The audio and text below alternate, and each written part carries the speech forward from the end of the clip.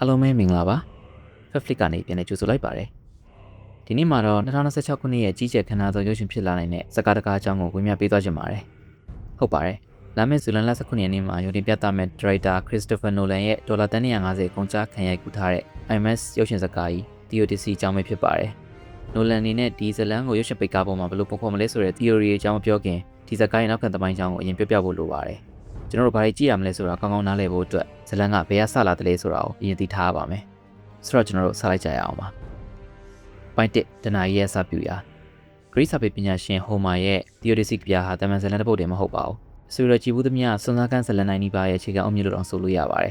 ဒီနောက်ခံသမိုင်းကြောင်းက Trojan စစ်ပွဲပြီးမှစတင်ပါတယ်လူတယောက်က10နှစ်တိတိတွေ့တက်တန်ရုံများတဲ့စစ်ပွဲကိုဆင်နွှဲခဲ့ရတယ်လို့မြင်အောင်ကြည့်ပါသူနိုင်ရခဲ့တယ်အသက်ရှင်ကျန်ရခဲ့တယ်အခုသူလိုချင်ဆုံးကဇနီးဖြစ်သူနဲ့သားရှိရာအိမ်ကိုရောက်ပြန်မှုပါပဲအဲ့ဒီလူကတော့အီတာကတိုင်းပြည်ရဲ့ဘီရင် Odysseus ပါပဲ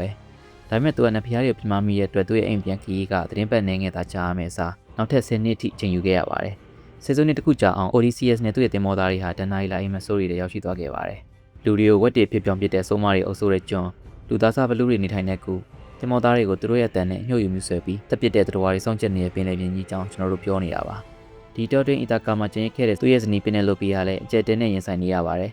ကျက်ဆက်ပြီးအာနာမက်တဲ့လူစုက Odysseus တည်သွားပြီလို့ယူဆပြီးနန်းတော်ကိုတင်ပိုက်ခါပင်နယ်လိုပီကိုသူတို့ထက်တရားရောက်နေလက်ထပ်ဖို့တင်းကျပ်တောင်းဆိုနေကြတာပါအဲဒီခါမှာ Odysseus ရဲ့သား Telemachus ဟာလည်းရွေရောက်လာပြီးဖခင်ဖြစ်သူရဲ့အမှန်တရားကိုရှောက်ပေးဖို့ထွက်ခွာခဲ့ပါတော့တယ်ဒါကတော့ဇလန်ရဲ့အခြေခံအောင်မြစ်ပါပဲဒါလူသားတယောက်ရဲ့စိတ်သက်ခွန်အားအသက်ရှင်ကြံရမှုနဲ့ကိုချစ်တဲ့သူတွေစီပြင်ရောက်ဖို့အပြင်းထန်ကြိုးစားအထောက်မှုကြောင့်ဇလန်တစ်ပုဒ်ဖြစ်ပါတယ်ဘိုင်းနဲ့နိုလန်ရဲ့အချိန်ကစားကွက်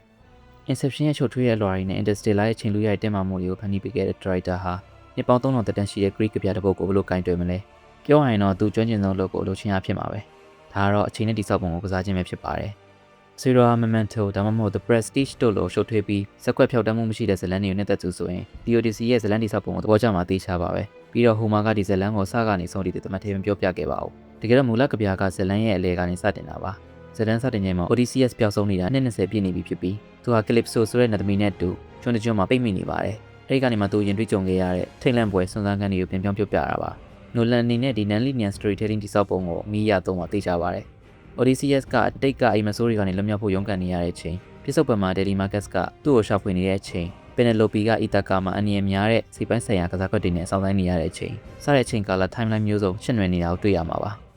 ပိုင်း3ညသက်ရှုမောဝယ်ဇဝင်ခံများနဲ့တန်ဒီဇိုင်းကျွန်တော်တေချာဖို့မြင်တွေ့ရမယ့်ဇဝင်ခံအနေနဲ့နာမည်ကြီးတယောက်ဆောင်တွေကဒီဇက်ကွက်တွေကိုဘယ်လိုတက်သွင်းမလဲဆိုတာကိုဆက်ပြောကြည့်ကြရအောင်ပါပထမဆုံးအနေနဲ့ထိတ်လန့်ပွဲရာပိုင်းနေပါနိုလန်ကိုရိုင်းကဒီရုပ်ရှင်မှာ horror, mystery နဲ့ thriller မျိုးစားတွေပါဝင်တယ်လို့ပြောထားပါတယ်လူပြောရတာလည်းအကြောင်းရင်းတိတိကျကျရှိပါတယ်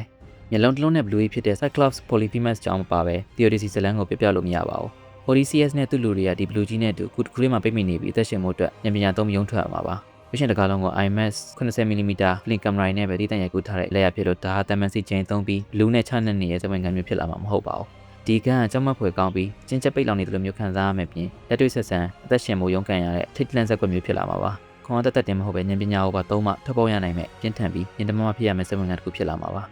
အဲဒီနောက် Siren State အကြောင်းပြောရပါမယ်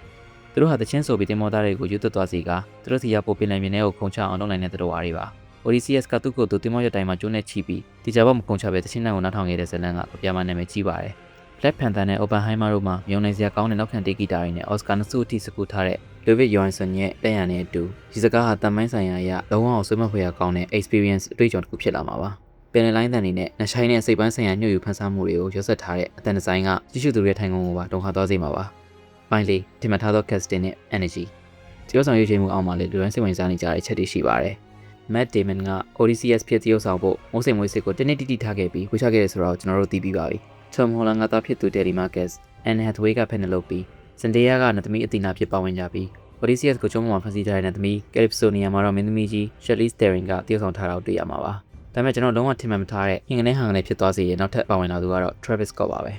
Teaser trailer ထဲမှာလည်း Try မျိုးကြဆောင်ခြင်းအကြောင်းကိုပြင်းပြင်းထန်ထန်စီးချက်ကြတဲ့စကားလုံးတွေနဲ့ပြောဆိုနေတဲ့သူ့ကိုကျွန်တော်တို့မြင်တွေ့ခဲ့ရပါတယ်နိုလန်ကသူ့ကို Kitty Rap နဲ့ရှေးဟောင်းနှုတ်ဆိုကြပြတွေကြားကဆက်ဆက်မှုကိုပြသဖို့အထူးကြီးရအသုံးပြုထားတာပါ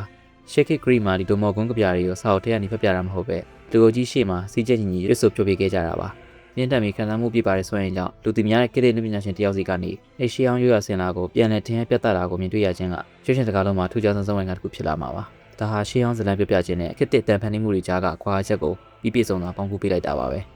ပိုင်းကကြီးမားကျယ်ပြန့်သောပင်လယ်ပြင်ခွင်များ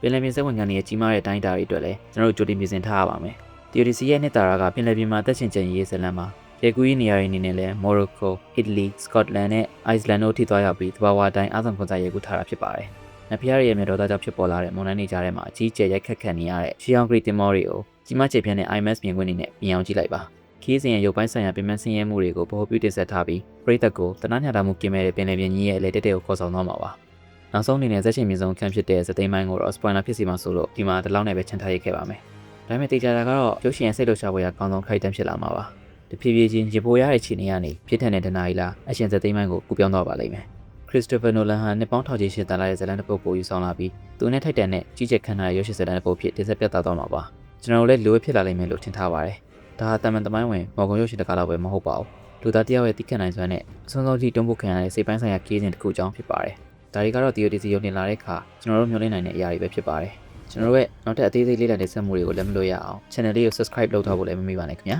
။ဆိုတော့အနေနဲ့ရော IMAX speaker ပေါ်မှာဘယ်ဇက်ဝင်ငန်းကိုကြည့်ကျင်ဆုံးနဲ့မျှော်လင့်ဆုံးလဲဆိုတာကို comment section မှာပြောခဲ့ပေးကြပါအောင်ခင်ဗျာ။အခုလိုအဆုံးထိကြည့်ပေးခဲ့ကြတဲ့အတွက်အားလုံးကိုအထူးပဲကျေးဇူးတင်ရှိပါတယ်ကျွန်တော်တို့နောက်ဗီဒီယိုတွေမှာပြန်တွေ့ကြတာပေါ့ဟုတ်ကဲ့ကျွန်တော်ကတော့ Fabflix ကကိုလက်ပါ